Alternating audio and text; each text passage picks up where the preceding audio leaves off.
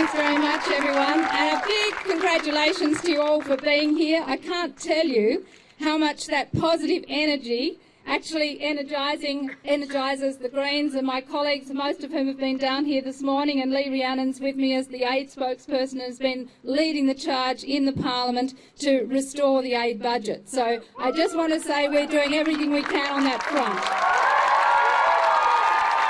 I wanted to begin, though, by acknowledging the Ngunnawal people and to say that we're leading the charge to try and get constitutional recognition for Indigenous people in Australia. But that's not enough. We have to do that, but we have to, as was said earlier, in solidarity, we've got an obligation to close the poverty gap in Australia, particularly for Indigenous people, as we work to end poverty globally. It is one and the same campaign. Now, before I get to the specifics of the aid budget, what is so fantastic about all of you coming together is the strength of this century in ending poverty and in addressing climate change is collaboration. It is absolutely essential that wherever we are, we work together across the disciplines, because for the first time in this century, the coming together of information technology, of medicine, of education, of all the different disciplines is going to be what makes the difference. And I'm excited because last week I read that the CSIRO is working on putting a sensor in mobile phones so that that sensor can pick up whether you have got tuberculosis or malaria. Now, who would have thought even a few years ago that the rollout of mobile technology across the planet, together with medical research, together with open source software, together with public interest, could actually make such a massive reach into dealing with something like disease at that scale. So my urge to you today, as young people who are getting into various careers, continue your passion to end poverty in your careers by thinking how you can collaborate with people in other disciplines to actually drive this change. But I want to get to the challenge before you today, because I know every one of you wants to be the change that you want to see in the world. That is why you are here. And I am delighted to know that there are thousands of people across Australia who want to be that change, because I can tell you that a lot of what we see in this Parliament is a spirit of meanness of spirit that's pervading the community, particularly in the treatment of people seeking asylum and refugees. So we have to actually counter that meanness of spirit and get out there with the generosity of spirit that you've obviously got. But to be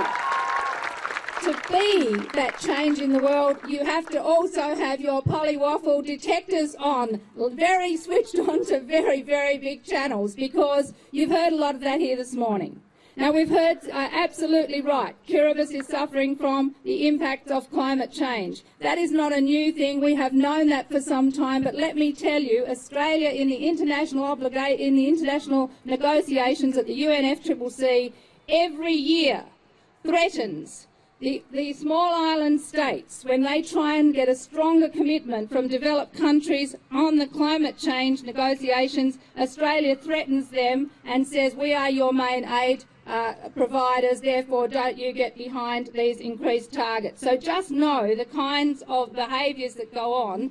And when I'm speaking about climate change, we have an obligation to meet our fast start financing and our long-term financing, and it should come out of the aid budget and go back into the emissions trading budget so it's separate and transparent. We totally have to pay under that climate obligations, but it shouldn't be rolled into the aid budget, because it makes it look as if the aid budget has been increased when in fact it hasn't. If you take that out and put it separately, what you're seeing is the aid budget being decreased. So we need to go on to that.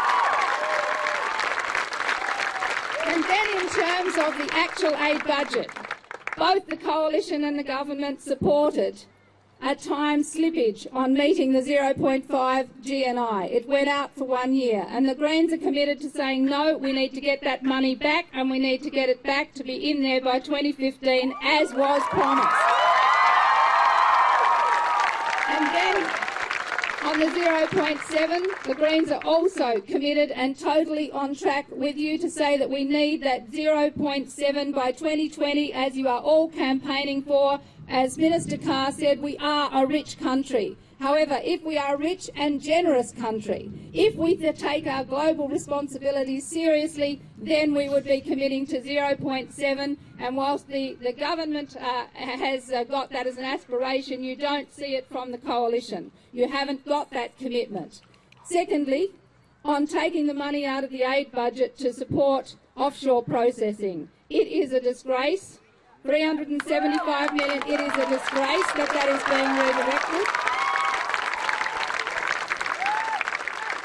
And let me tell you where it's coming from, because this is the shocking thing considering the stories you heard here this morning.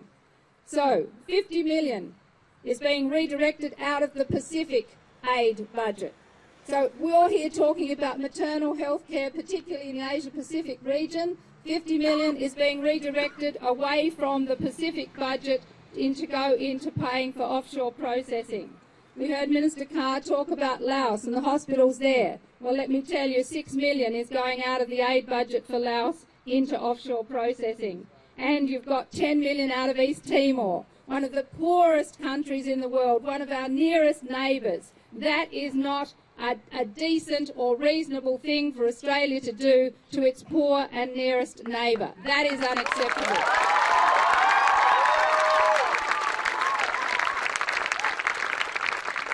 And what is even more shocking, particularly today with the report out, Children Under Fire, the shocking stories of the lives of children in Syria, where children everywhere listen to the gunfire every day, where only 8% of children, it is estimated, are able to go to school in Aleppo, for example.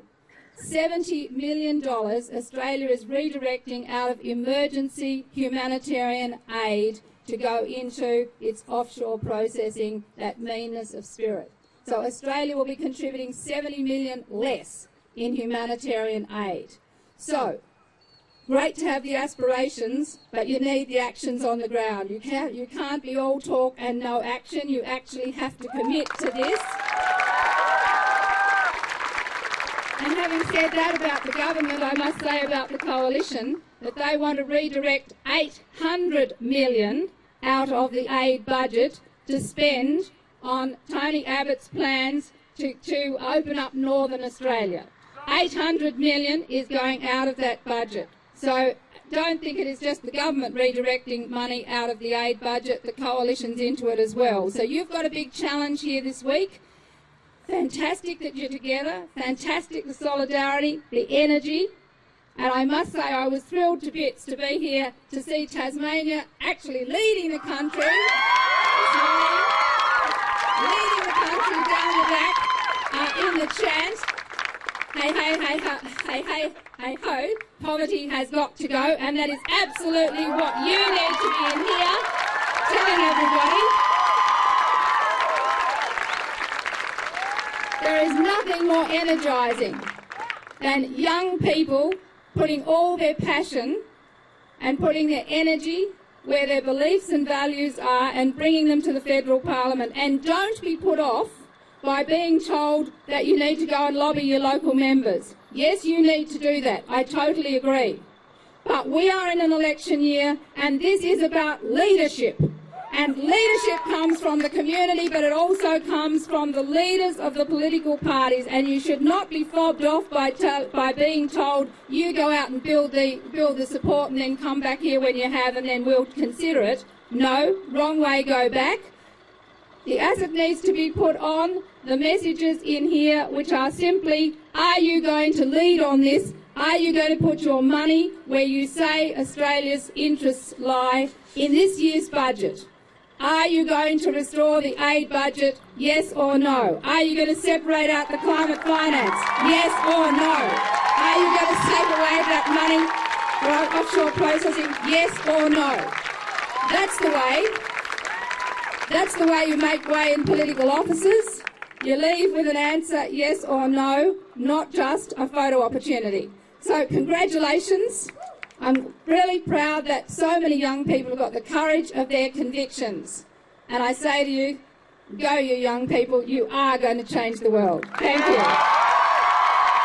Thank you.